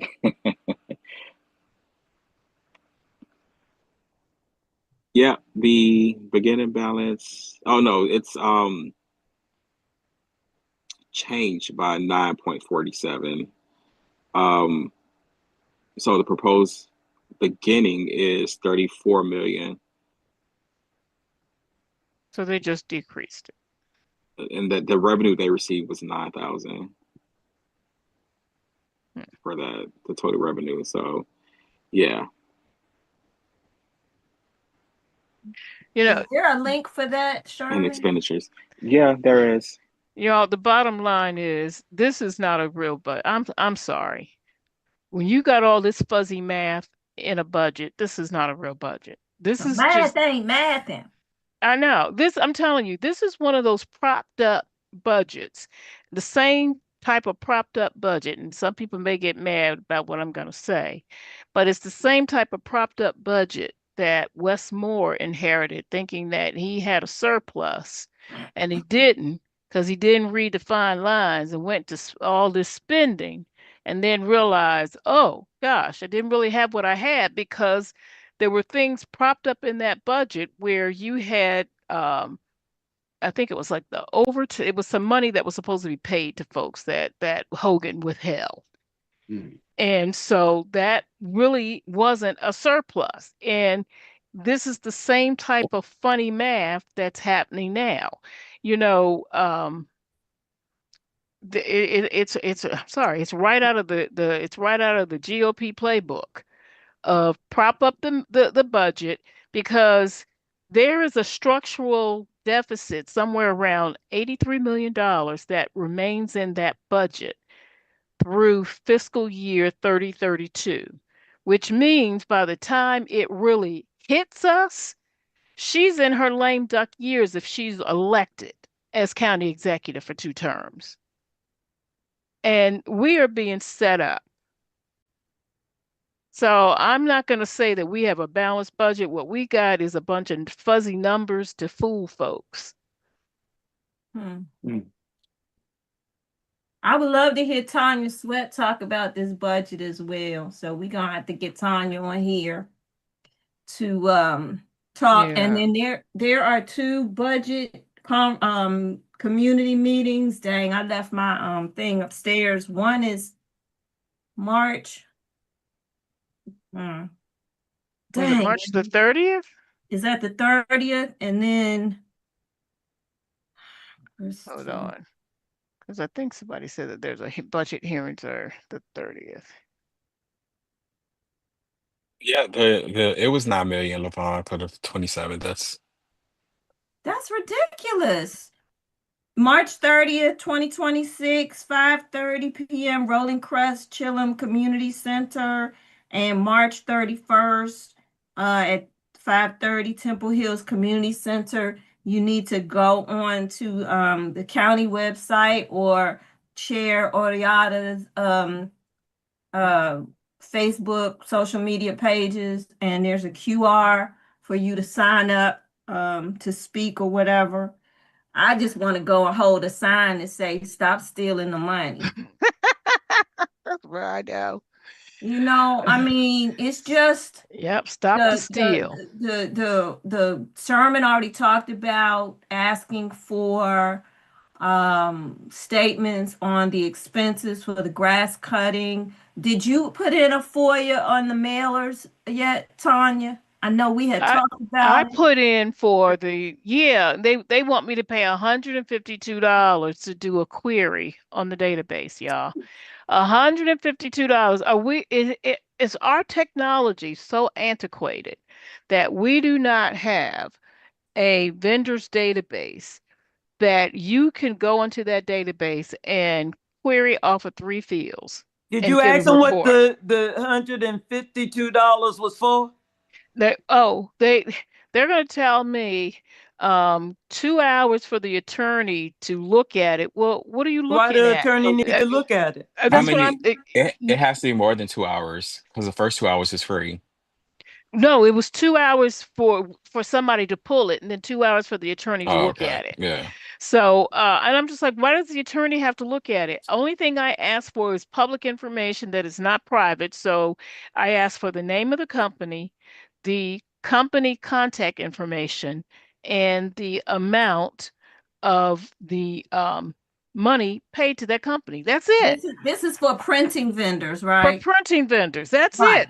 Those 3 little things. Because the county does have or did have in-house vendor printing, but they had a small staff and you couldn't always get stuff done.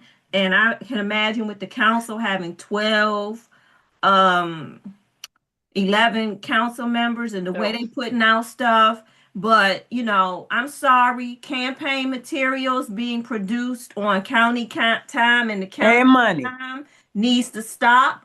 I don't want to, you know, I don't live in District 6, but I posted about Danielle Hunter's nice little palm card where she shouted out Walla Blagay and put her on there with her profile with a microphone. Like, somebody tried to tell me they thought this was just one colleague celebrating another, and this is what they do. I'm like, no, they didn't used to do this because, first of all, they didn't used to play musical chairs.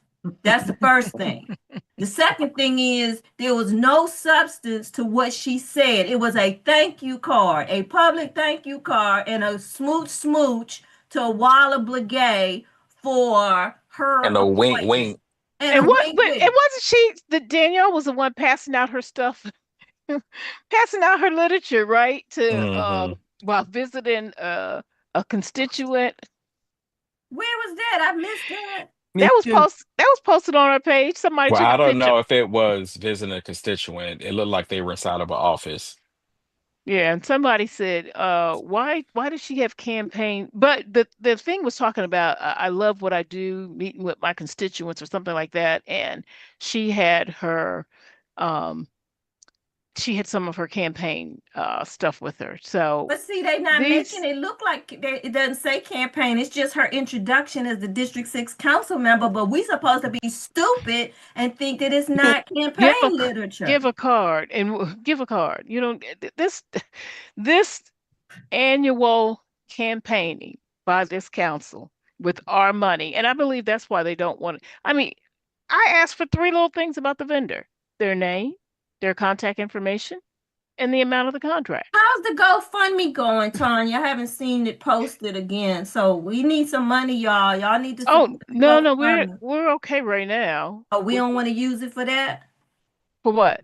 For the No, for they're gonna give us that. There's Oh, no way okay. we're gonna pay for that because there is no private identifiable information with what I've Right. requested. When I asked about the vendors, was there a vendors list, just overall contractors, either for business or for services or whatever? I was told that it's always buried in the budget.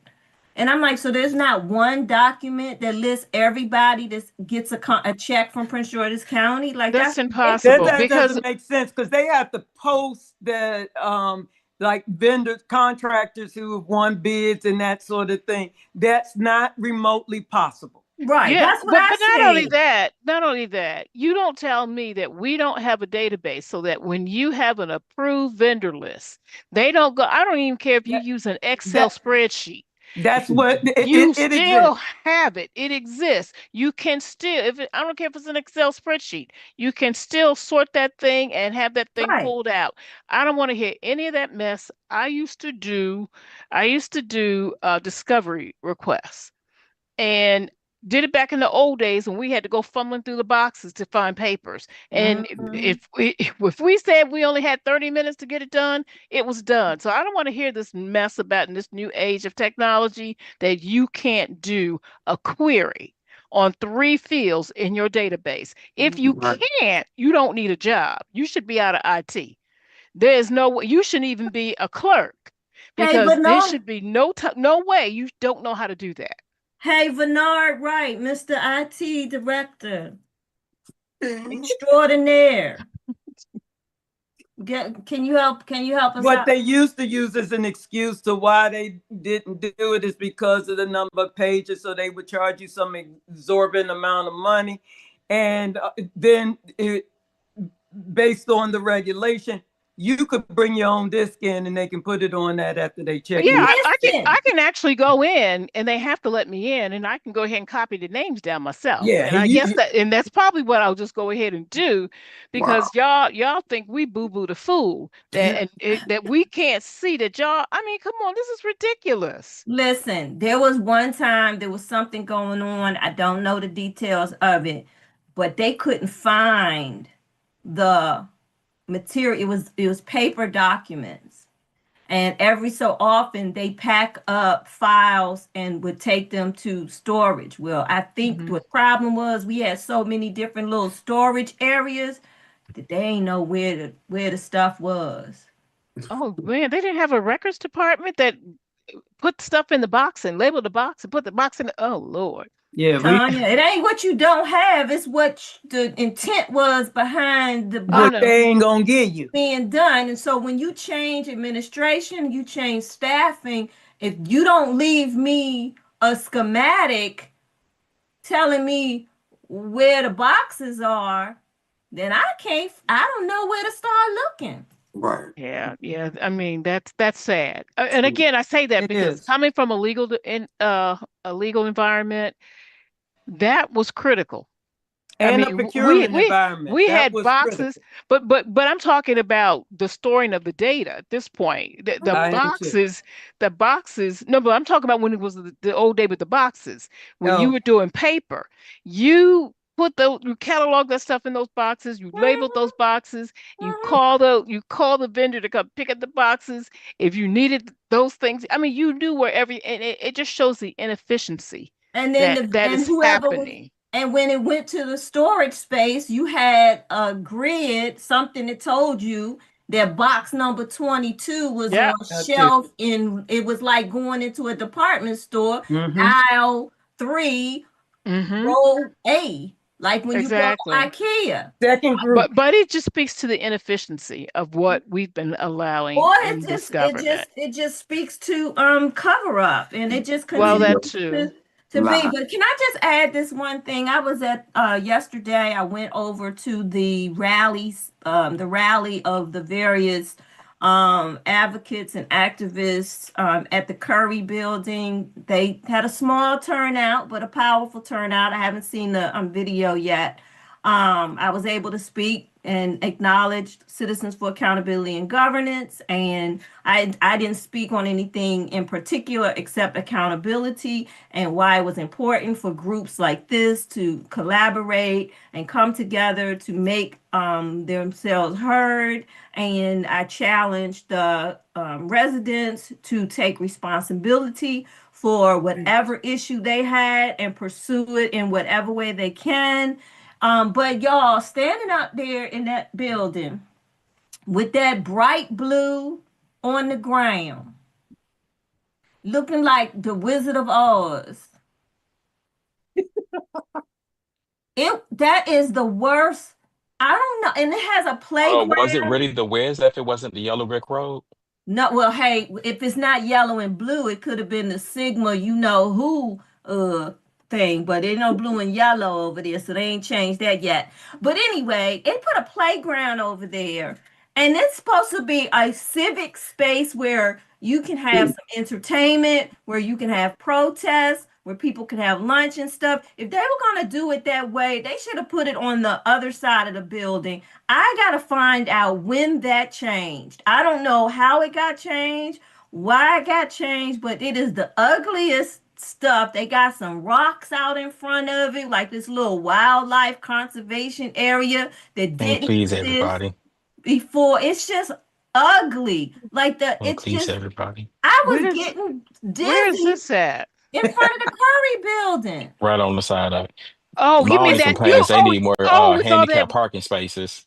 with all that Oh, light blue oh, stuff? That Yeah. oh yeah, that is And ooh then they have oof. designated spaces for this visitor. You're visiting this office and you're visiting that. It's just, I remember when we went up in Marlboro, we would have people who wanted us to pay for their parking because, they were coming at the behest of the county executive, and we didn't have a lot of visitor parking in the garage either. And they would ticket you and tow you. So I just don't understand why it has to be so loud and so ugly. And then speaking of loud and not necessarily ugly, Save but me some time so we can give them a legal update too. okay, that blue sofa in her office, and Woo! That this royal blue and blue. yellow roses. Okay, we can get on to the next yeah. topic. I'm sorry. Next topic. Oh That's all my right. God. But That hold on, but that our county dollars paid for that stuff. Okay, it we'll does talk about that. You don't it have to, All we don't does. need the descriptives I'm and just, well, it's blue Okay. and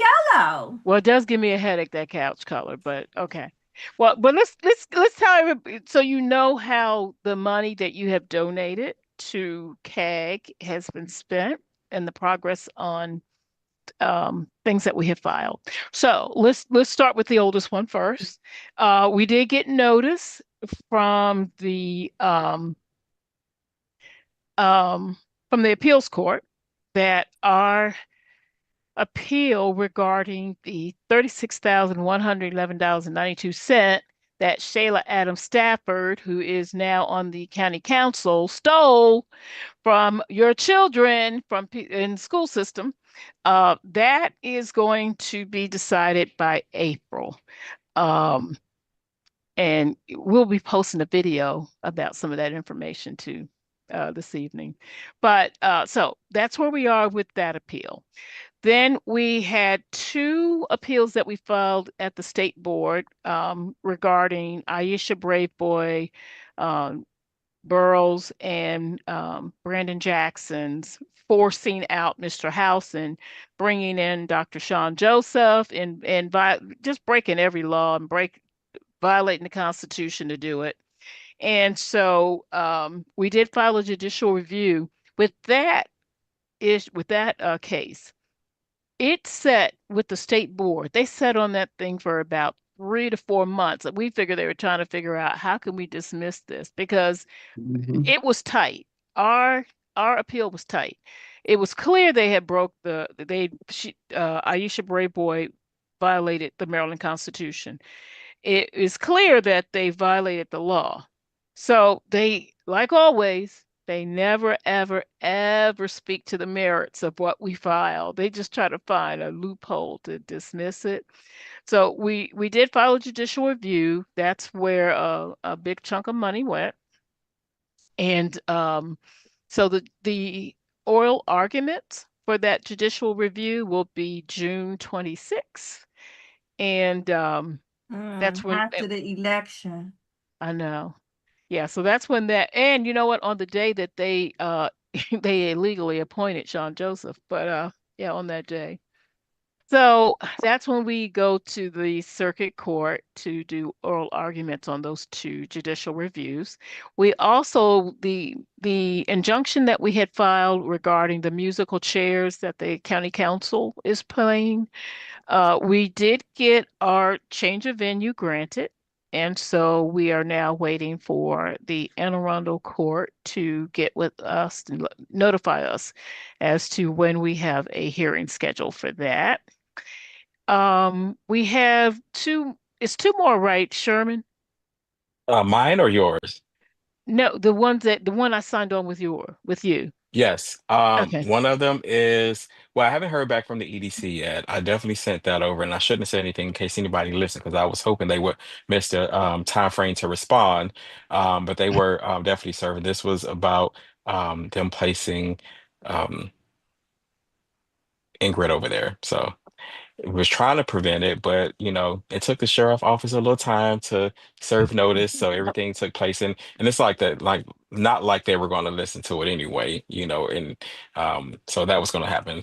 Then the other one is with the well, I named Councilman Burrows because it was his program, but the county's attorney says that it was duplicative, and that the actual defendant is Prince George's County. So I'm suing Prince George's County with regards to what we CAG is suing Prince George's County to determine exactly if the funds that are being used for the local impact grants and some of the other additional funding was appropriate in the manner it was used to create grants for um, the federal employees who were let go. So the federal employees and the contractors who were let go to see if that funding could actually be applied for that, because obviously those impact grant funds were supposed to be used for a specific reason. And then it also did not go through the proper process. It didn't get any of the consultation through the LDC, the local development Hmm. corporation. So that was the other one. And then I And feel like it's one more we're wasn't that missing. one more it was the during the furlough, and then Yes, yes, they yes. got paid anyway. Yeah, that Yeah, was the yeah. $1,000 ones. That they Hmm. didn't have Yeah. any criteria. You just Yeah, had to but say, they ended up Well, going the back. criteria was that you had to be a federal employee or a contractor, but right, but there was again, it no, was only for District 8.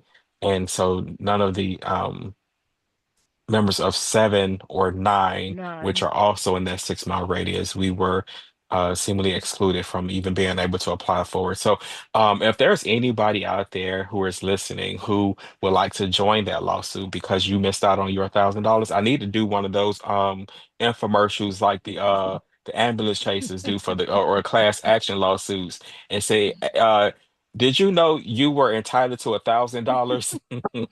right, but the thing that also was troubling to me, and I don't know if it's addressed in the suit, but by the time they figured out the process, Yeah, they the were back people at were work. getting paid. Yeah.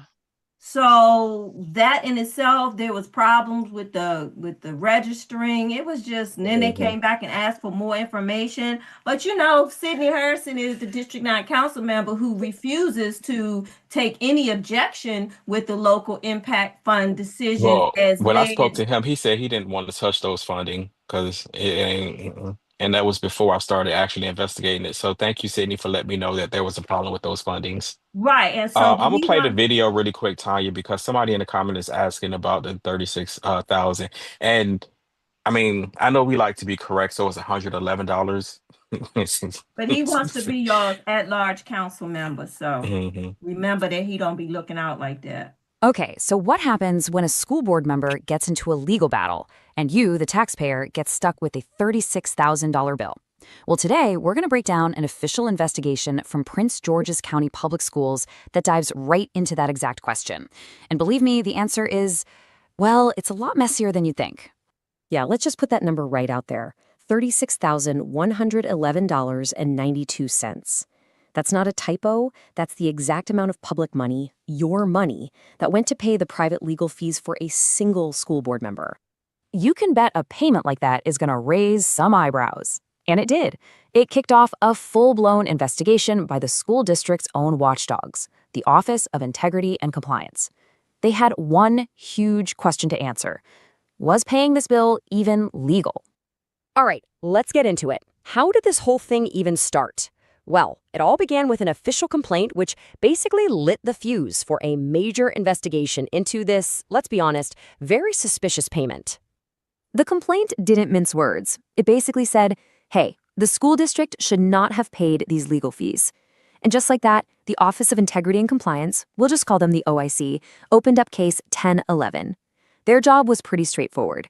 Figure out if this payment violated the law or any of the school system's own rules. Now, to really get what the OIC found, we have to talk about the rules. And this is where it gets interesting, because the rules for this kind of thing were actually brand new. A new state law had just made it possible for a payment like this to even happen. Okay, so this law, known as House Bill 1079, basically gave the school system permission to pay a board member's legal fees. It was even retroactive, so it could cover costs going all the way back to early 2020. But, and this is the most important part, there were some very, very specific conditions that had to be met. No exceptions. So here's the three-part test. It's super important. First, the board member had to be in litigation. Second, the money had to be for their defense. And third, the whole thing had to be connected to their official duties as a board member. All three of those boxes had to be checked. If even one wasn't, then paying the bill was a no-go. It would be illegal. All right, let's zoom in on a couple of those words because this is where everything starts to unravel. The investigators went straight to the legal Bible, Black's Law Dictionary, to define these terms. So, litigation. What does that actually mean? It doesn't mean just any old legal problem. It specifically means a lawsuit, something happening in an actual court of law. And then there's the word defend. This is just as critical. It means you are the one being sued, the one responding to a claim. You're not the one starting the fight. You have to be the defendant. Honestly, understanding those two words, litigation and defend, is pretty much the key to this whole investigation. Okay, so now that we know the rules, let's look at what actually happened. This is where the OIC's investigation hits its first, giant red flag. When they looked at the actual court case, the facts were just undeniable. So let's do a quick Law and Order 101. A plaintiff is the person who sues somebody. A defendant is the person getting sued. Simple enough, right? So the big question is, which one was the board member in this case? Well, the OIC's timeline lays it out perfectly. On July 26, 2021, this board member went out, hired a private lawyer, and filed a lawsuit against their own school board and its ethics panel. So they weren't defending themselves at all. They were the one starting the lawsuit. They were the plaintiff. Strike one. Oh, but it gets better, or worse, depending on how you look at it. Not only was the board member the one suing, their case got completely tossed out of court. And why? Because their own lawyer messed up the paperwork. So let's just recap. Taxpayers paid over $36,000 for a lawsuit that the board member started and then immediately lost because of their own team's mistake. This just begs the question, right? If it was so obvious that the board member was the plaintiff, how on earth did the school system justify cutting that check? Well, the answer comes down to a, let's call it creative, legal opinion from the board's own lawyer.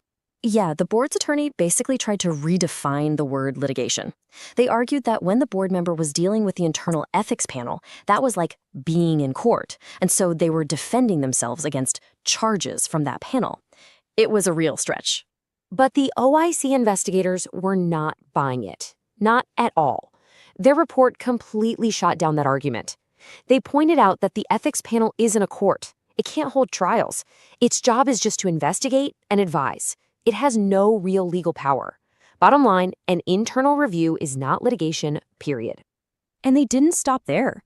The OIC also pointed out that the local ethics panel can't legally issue charges anyway. Only the Maryland State Board of Education can do that. So the whole idea that the board member was defending against charges was just wrong. The entire justification for the payment pretty much crumbled. So after all that, what was the final verdict from the investigators?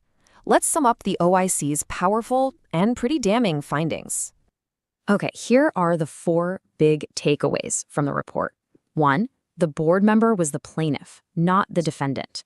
2, the payment covered a lawsuit that was thrown out because of the plaintiff's own mistake.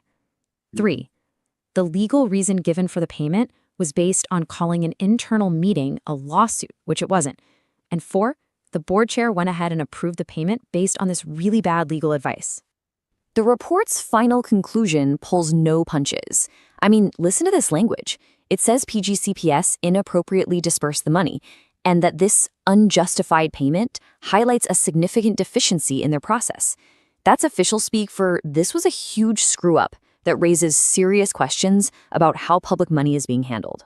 So the big question is, now what? What's the point of all this? Well, the great thing about this investigation is that it didn't just point fingers. It actually laid out a clear plan to make sure something like this doesn't happen again.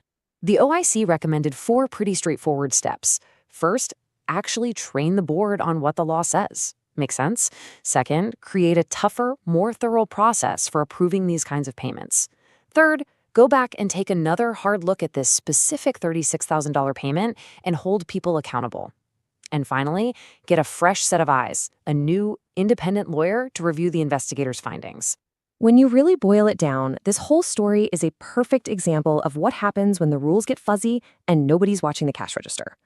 It really leaves us all with a pretty big question to think about. When our public institutions get it wrong, what can we as citizens do to demand accountability and make sure our money isn't just thrown away? All right, thank you guys so much. That Can I was say something really quick on this? you had already said something on this segment? Well, no, just everything that was in that video was in our appeal that the state board dismissed. I just want people to understand that. Yeah. All right, guys. So we thank you all so much and appreciate you all for watching CAG Chat. Hopefully you learned something tonight, and don't forget to like, share, comment, follow, subscribe, all of the above, and you all have a good night.